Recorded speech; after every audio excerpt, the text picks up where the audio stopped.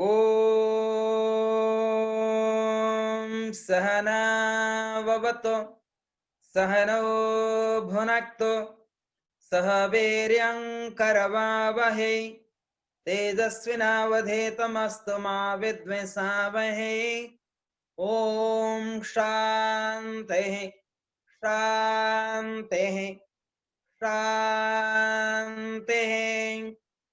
Om Gum Gurubhyo Namaha Hare Om.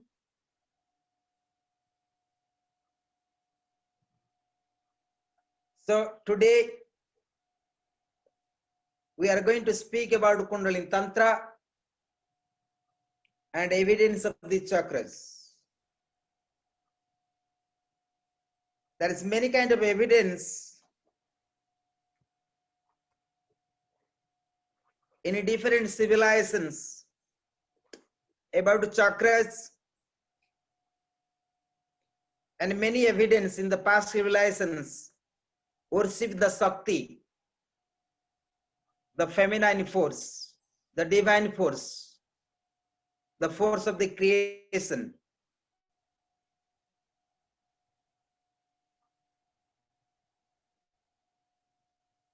In tantric traditions,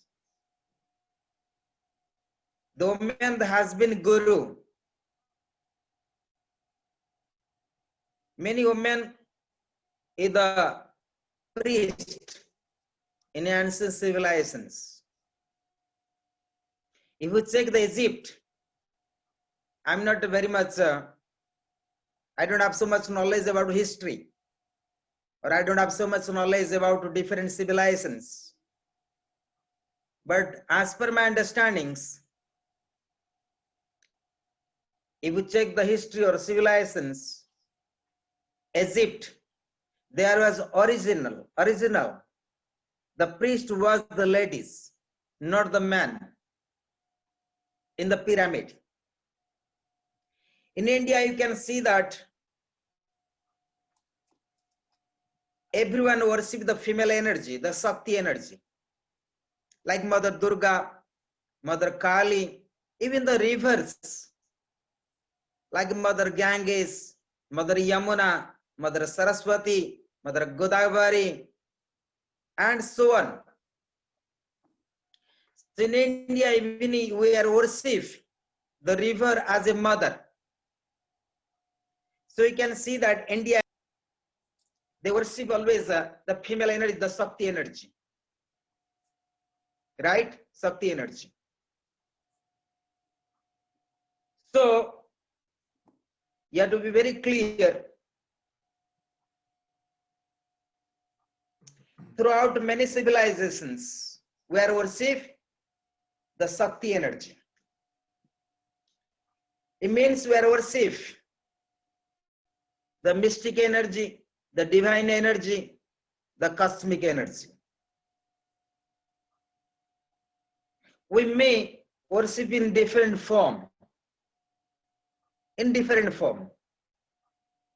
People worship the river, the moon, sun, plants, earth, mountains, so on. Even people worship the different goddess according to their own beliefs. Somehow I try to make you clear throughout to any and all civilizations, people are worship the Shakti, the mother energy, the divine energy.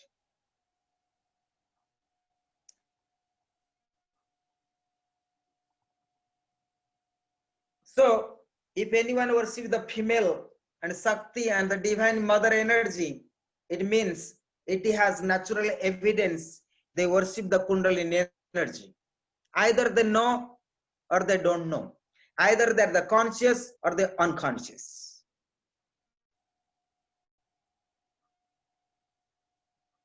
And it must be clear that the pranic energy represents as a feminine, not the masculine energy. Even Kundalini is the feminine, not the masculine. Wisdom always feminine, not the masculine. And wisdom can liberate you. That in Sanskrit we say pragya. Wisdom translate into Sanskrit pragya. Knowledge translate into jnana. So there are three kind of wisdom or three kind of knowledge is there. One is informative knowledge. You read the books about enlightenment, about Shakti, about history, about geography. So you get information from the books or by the teachers or by the friends. So we get informations.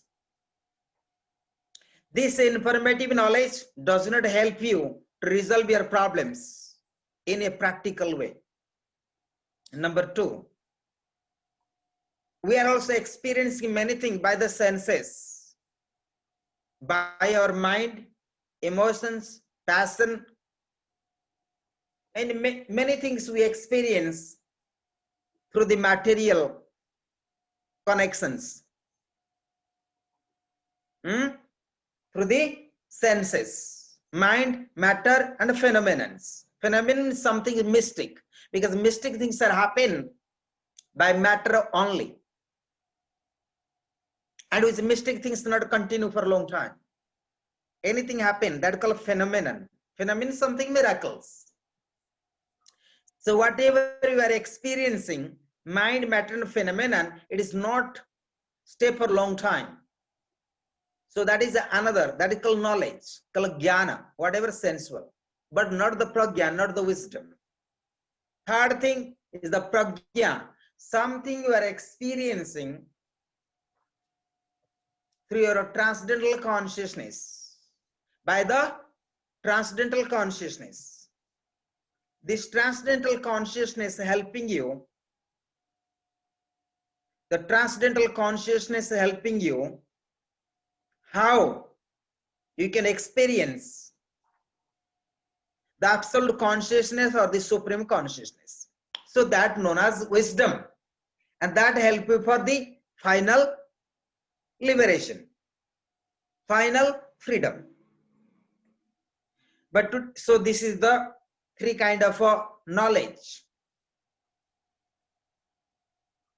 Am I clear that for you? And anything we experience beyond mind, matter, and phenomenon is known as transcendental consciousness. So this transcendental consciousness help you to be free from your all kind of karmas, samskaras, sufferings, miseries. That word always I repeat this sentence, because our main aim of the spiritual practice, in order to free from sufferings and miseries and to liberate ourselves, in order to experience inner love and the truth, and experience harmony and happiness and contentness within, so that our life will be very peaceful.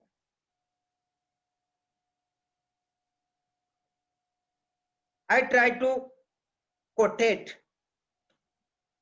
some commentary of my grandmaster. You may read the books, but I try to read, then I try to explain you.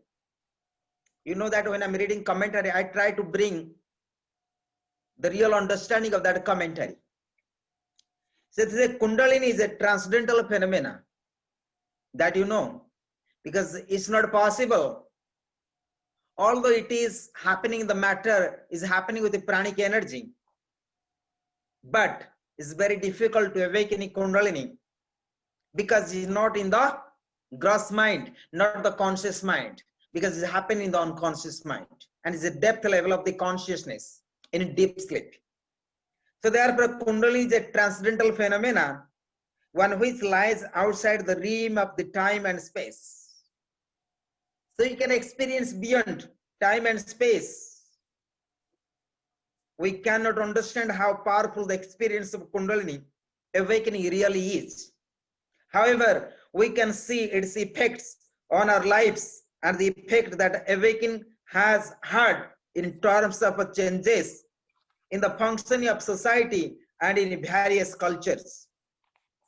For example, the effect of Kundalini awakening is said by many researchers and yogis to be at the basis of a experience had by Christ, Buddha, Krishna, Lord Rama, Muhammad, Mahabir, and various other great religious and spiritual figures from the history.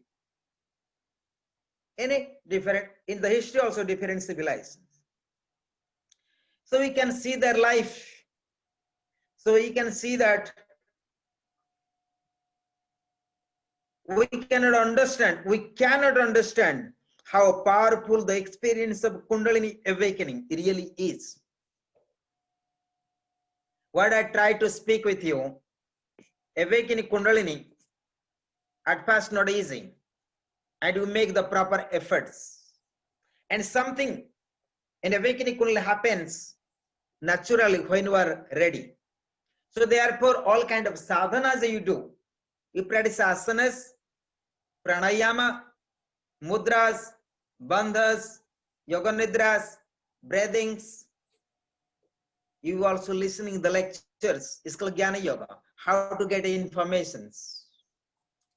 Dhyana Yoga, Tantra Yoga, Chakra, all are the sadhanas, is helping you to purify, is helping to get ready in order to awaken Kundalini. And when going to happen, is naturally going to happen, because when you are ready. So, awakening Kundalini not take place when you wish, when you want, when you desire, when you expect. It's not going to happen. It's going to happen natural, and you don't know when it is going to happen. It can happen at any time, anywhere, any conditions. Even sitting in the toilet, it can be happen. Maybe eating the food, it can be happen. Maybe you are making love with your partner, it can be happen. Maybe sitting in meditation can be happen. Maybe practice asanas can be happen. Maybe drinking a bottle of alcohol can be happen. Maybe smoke chillum, it can be happen. Maybe you are flying in aeroplane, it can happen. So my guru say that awakening Kundalini takes place anytime, anywhere, any conditions, but without notice to you. But when you are ready for it. So therefore you have to practice such kind of techniques. Then you can awaken Kundalini. And to awaken Kundalini,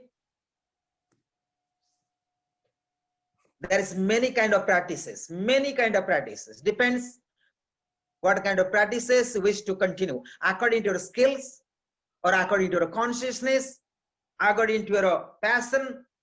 So it depends each and individuals on their consciousness, what kind of technique, what kind of sadhana has to be practiced as per the guidance of their own guru or the teachers, or if they have good karma, they can decide it themselves.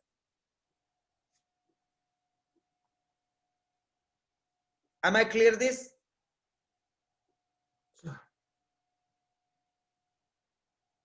So,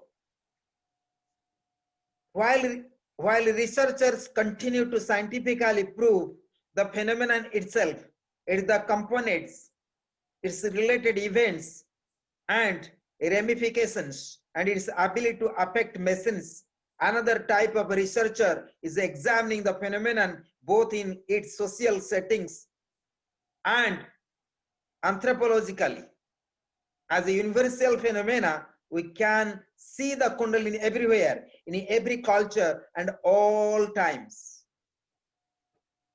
Johann White states, although the word Kundalini comes from the yogic tradition, nearly all the world's major religions, spiritual paths, and genuine occult traditions see something akin to the Kundalini experience as having significance in divinizing a person.